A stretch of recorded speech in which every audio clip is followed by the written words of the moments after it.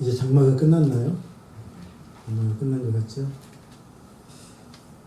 장마가 끝나고 무더위가 찾아왔습니다. 낮에는 얼마나 찌는지 모릅니다. 우리나라는 이번 장마로 인해서 많은 인명과 재산상의 손해가 있었습니다. 갑자기 쏟아진 물폭탄으로 곳곳에 산사태가 생기고 하천이 범람하고 도로와 주택과 농경지가 침수되어서 많은 사람이 죽고 가축도 떠내려갔습니다. 그래서 장마가 끝났다고 하니 좀 다행스러운 마음이 있습니다. 하지만 장마가 끝났다고 안심할 수는 없습니다. 무더운 여름에 꼭 찾아오는 불청객이 있기 때문입니다. 태풍이라는 불청객. 지금 중국은 태풍 때문에 비상이라고 합니다. 초속 50m에 달하는, 초속 50m는 상상이 안 갑니다. 초속 50m에 달하는 슈퍼 태풍으로 불리는 독수리가 상륙해서 남부지방을 싹 쓸었습니다. 88만 명의 이재민이 생겼다는 겁니다. 그런데 곧바로 또 6호 태풍 카눈이라는 놈이 나타나더니 독수리의 뒤를 따라 중국으로 향하고 있습니다. 언제 우리나라에 이런 무서운 태풍이 닥칠지 모릅니다. 장마도 점점 세지고 있고 태풍도 점점 더 강력해지고 있어서 장마가 끝났어도 걱정스럽기는 마찬가지입니다. 사람에 의한 자연환경 파괴가 강한 장마 전선을 발달시키고 더 강력한 태풍을 일으키고 있다고 합니다. 그러니 태풍이 오면 큰 피해가 생겨날 수밖에 없습니다. 특히 태풍은 바다를 무대로 살아가는 뱃사람들을 긴장시키고 두렵게 합니다. 그들의 생명을 위협하기 때문이죠. 폭풍우가 심하게 몰아치던 어느 날 밤, 한 척의 여객선이 클리블랜드 항구에 접근하고 있었습니다. 선장과 조타수는 다행히 항구의 등대를 찾을 수 있었습니다. 그런데 문제는 배가 들어갈 때 항구 주변을 밝혀주는, 그래서 암초에 부딪히지 않고 안전한 수로로 유도하는 그 등불들이 태풍으로 꺼져 있었다고 합니다. 그런 상황에 직면해서 선장은 선택을 해야 했죠. 그대로 있다가는 풍랑에 전복되어 죽을 수밖에 없고, 앞으로 가자니 어디에 암초가 있는지 알 수 없어서 역시 앞으로 가도 암초에 걸려 위험한 순간을 맞을 수밖에 없습니다. 그래서 두 가지 중에 하나를 선택해야 했죠. 선장은 그 난감한 선택의 기로에서 가만 앉아서 죽으니 그래도 조심스럽게 앞으로 나아가자며 항구에 진입할 것을 선택합니다. 그리고 그들은 최선을 다해서 조심조심 들어갔지만 결국 배는 어둠 속에서 암초에 부딪히고 안타깝게도 200명이 넘는 사람들이 죽고 말았다고 합니다. 배가 파손해서 타고 있던 많은 사람들이 생명을 잃은 것입니다. 여러분, 배가 파손하면 많은 인명과 재산 피해로 이어질 수밖에 없습니다. 이런 상황을 그린 소설이 있습니다. 로빈슨 크루소라는 소설. 아시죠? 어릴 때 많이 읽어봤던 소설. 그런데 이 소설은 영국의 작가 다니엘 디포우가 1719년, 우리가 몇 년대를 살고 있나요? 2023년, 1719년. 그러니까 거의 300년 전에 출간한 것입니다. 근데 원 제목이 뭔지 아세요? 원 제목이 엄청 깁니다.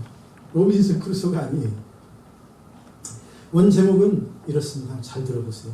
조난을 당해 모든 선원이 사망하고 자신은 아메리카 대륙 오리노코강 하구 근처 무인도 해변에 표류해 28해 동안 홀로 살다가 마침내 기적적으로 해적선에 구출된 요크 출신 뱃사람 로빈슨 크루소가 들려주는 자신의 생애와 기이하고도 놀라운 모험 이야기.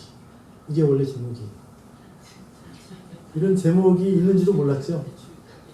대부분의 사람들이 그렇다고 합니다. 너무 제목이 길어서 축약해가지고 로빈슨 크루소라고 불렀다고 합니다. 내용은 어떻습니까?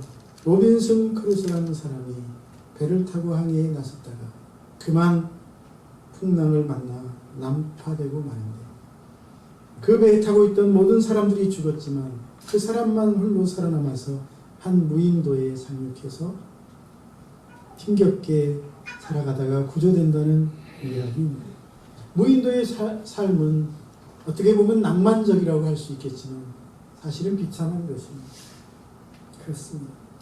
여러분, 배가 난파되면 많은 사람이 죽습니다. 살아남은 사람도 큰 재산상의 피해를 입고 겨우 목숨만 부지해서 원시인처럼 살아야 하는 경우도 있습니다. 여러분, 그런데 우리는 우리의 인생이라는 항로에도 강력한 태풍이 찾아오고 치명적인 암초가 기다리고 있다는 사실을 알아야 합니다. 그런데 그 태풍은 그리고 그 암초는 의인과 악인을 구별하지 않고 신자와 불신자도 구별하지 않고 펼쳐집니다. 그 태풍은 모든 사람들에게 찾아옵니다. 성경을 보십시오. 아브라함에게도 찾아왔고 야곱에게도 찾아왔고 심지어는 의인이라고 불렸던 욥에게도 찾아왔습니다. 요셉에게도 찾아왔고 다니엘에게도 찾아왔습니다. 그들에게 찾아온 태풍은 참으로 혹독한 것이었습니다.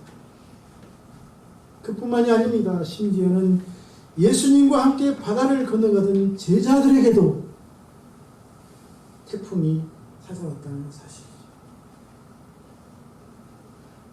그러니 전도자 바울에게도 예외일 수가 없었습니다.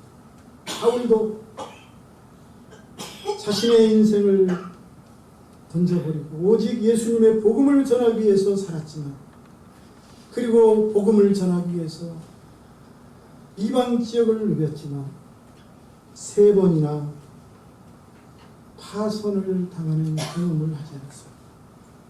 물고기 밥이 될 뻔한 적이 3번이나 있었습니다. 오늘 말씀은 바울이 자신의 파선 경험, 그때 그 경험을 근거로 믿음의 아들 디모데가 믿음에서 파선하지 않도록 권면하는 말씀입니다. 18절 아들 디모데야, 육신의 아들이 아니고 믿음으로 낳은 아들입니다. 아들 디모데야, 선한 싸움을 싸우고 믿음과 착한 양심을 가지라고 말하고 있습니다. 믿음과 착한 양심에서 파선하지 말라고 가르치고 있는 것입니다. 그러면서 19절로 20절은 무엇을 말합니까? 어떤 사람들은 이 착한 양심을 버렸다는 것입니다. 믿음의 간에서도 파선했다는 것입니다. 그러면서 두 사람을 언급합니다. 후메네오와 알렉산더라는 사람.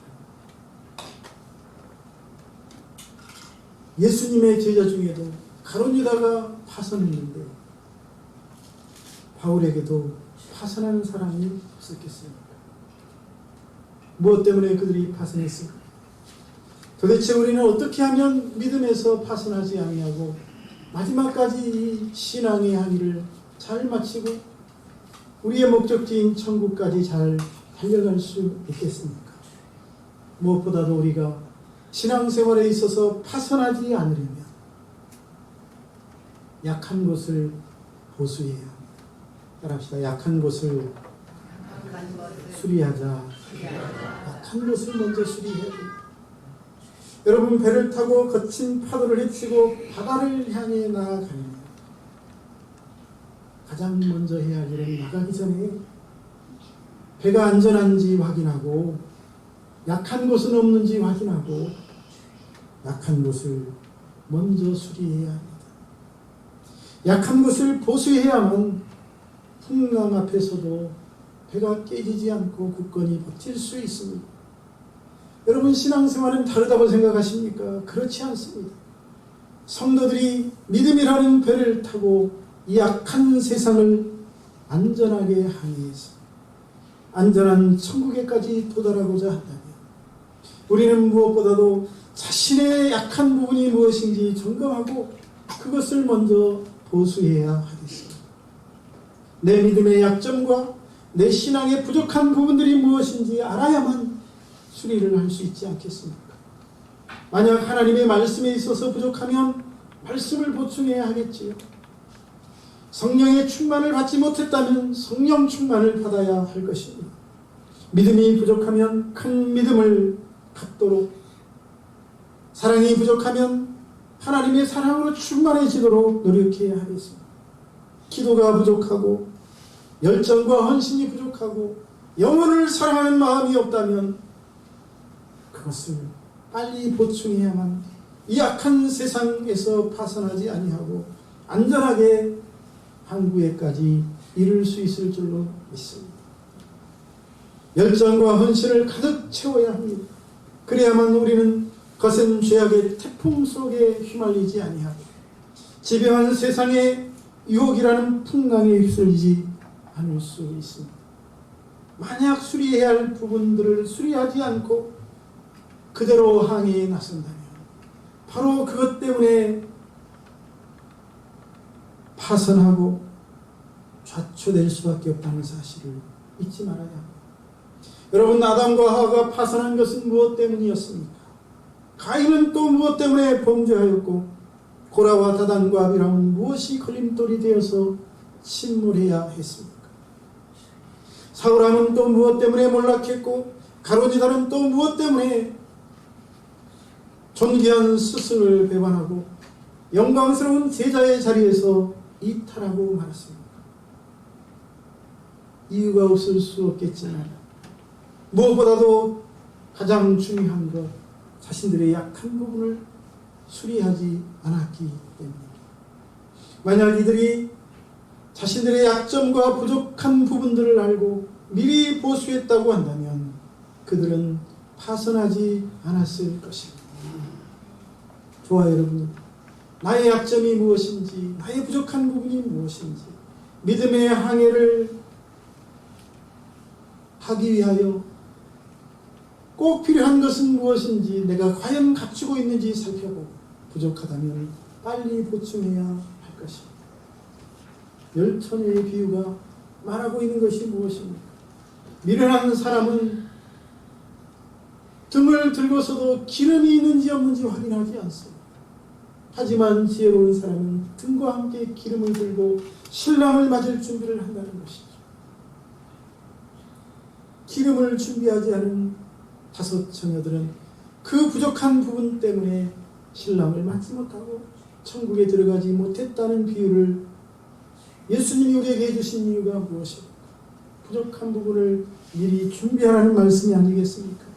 저와 여러분이 나의 부족한 부분을 발견하고 그것을 미리 보충하여 천국에까지 안전하게 항해할 수 있는 지혜로운 성도들이 될 수 있기를 주님의 이름으로 축복합니다. 또한 우리는 이 험악한 세상 속에서 죄악이 넘실거리는 세상 가운데서 안전하게 항해하기 위해서 해도와 나침판을 가져야 하겠습니다. 따라합시다. 해도와 나침판을 준비하자. 육지도 그렇지만 바다는 특히 해도와 나침판이 있어요. 어떤 목적지를 향해 출항하는 것은 반드시 이 2가지를 가져야 합니다. 그것이 없으면 나가봐야 목적지에 도달할 수 없습니다. 감만 가지고는 그 망망한 바다에서 안전하게 항해할 수도 없습니다. 지도, 내비게이션은 앞뒤 좌우를 분간할 수 없는 망망한 바다에서 지금 내가 어느 위치에 있는지 알려줄 것입니다.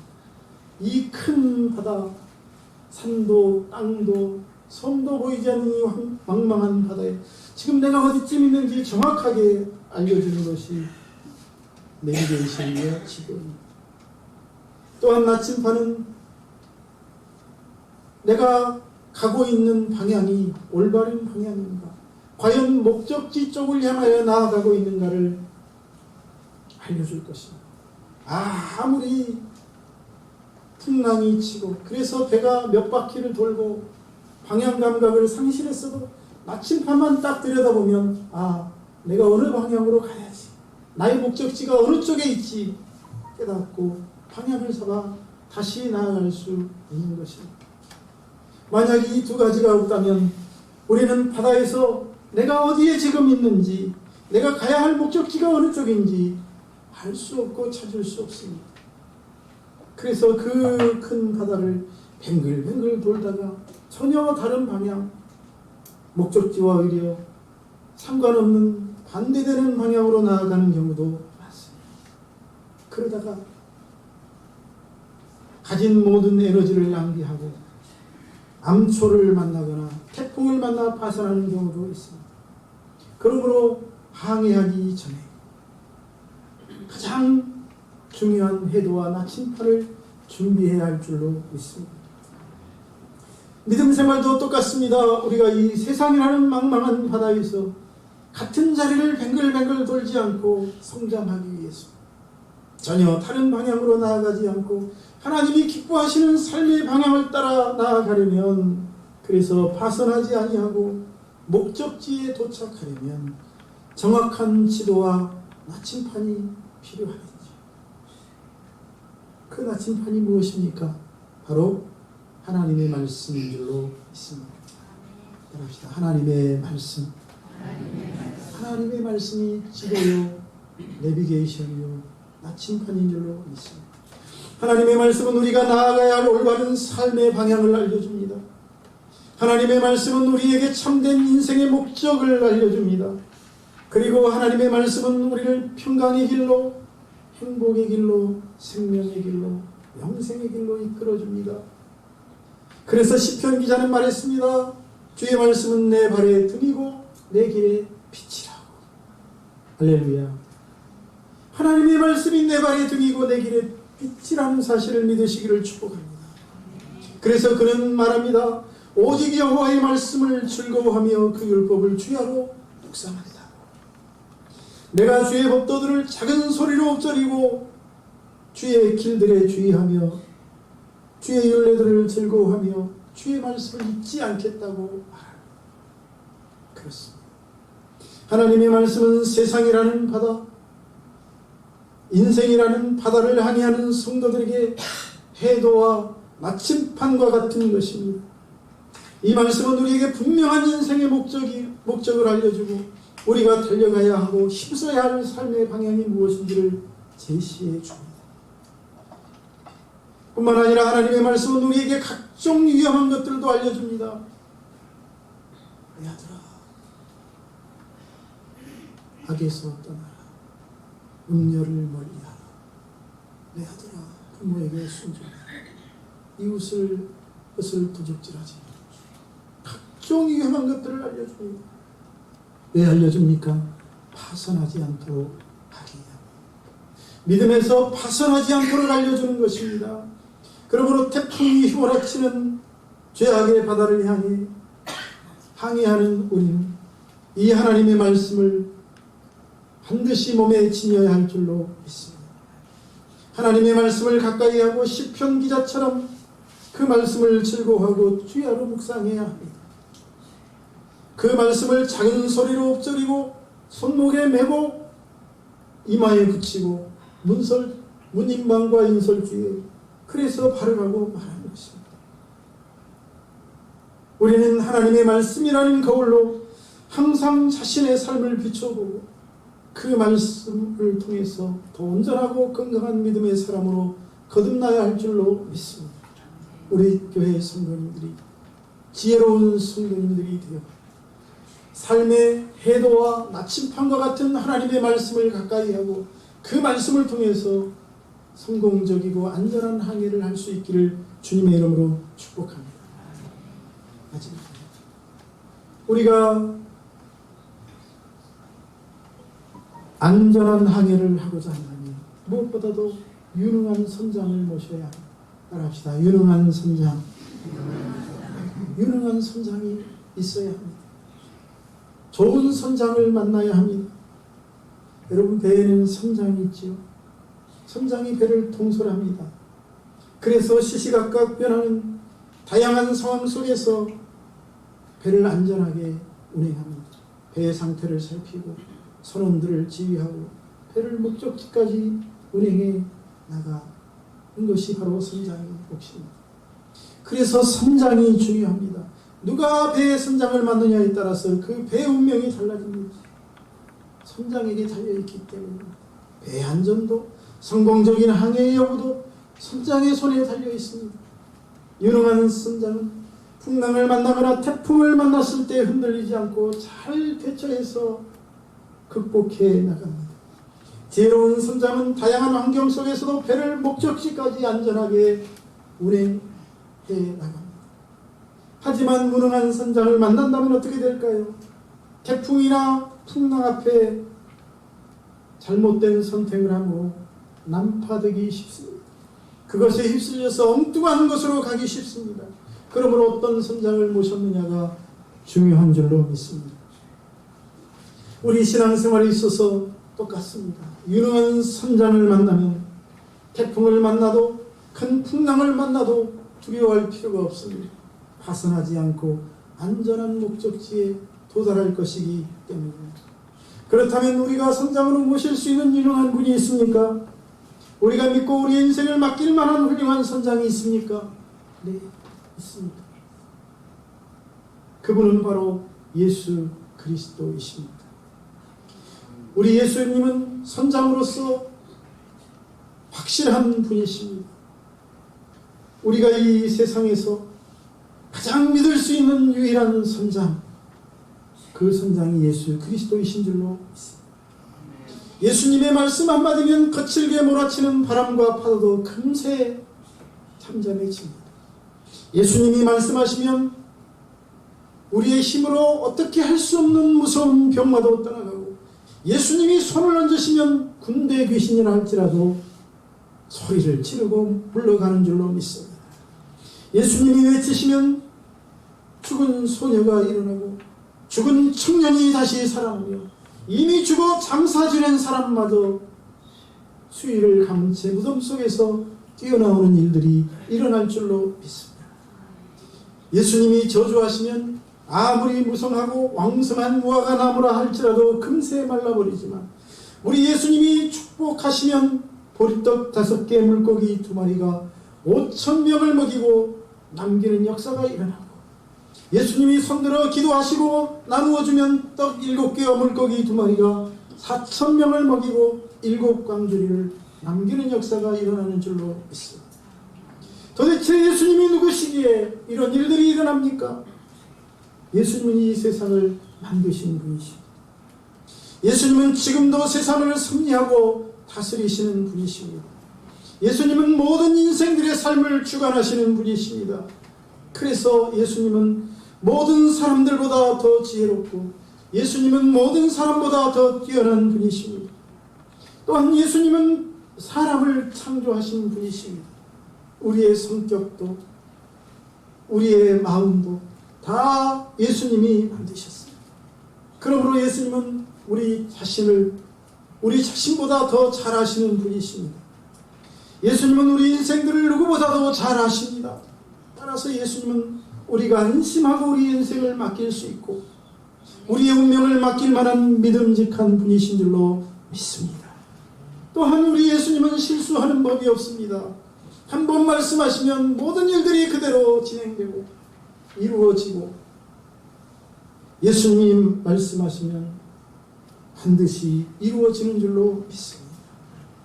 예수님은 성경을 보니 졸지도 않고 주무시지도 않고 우리를 지키신다고 말하고 있습니다. 우리의 안전을 지키시는 분이 예수님이십니다. 그러니 이 예수님을 선장으로 모신다면 그 인생은 안전하고 성공적일 것입니다.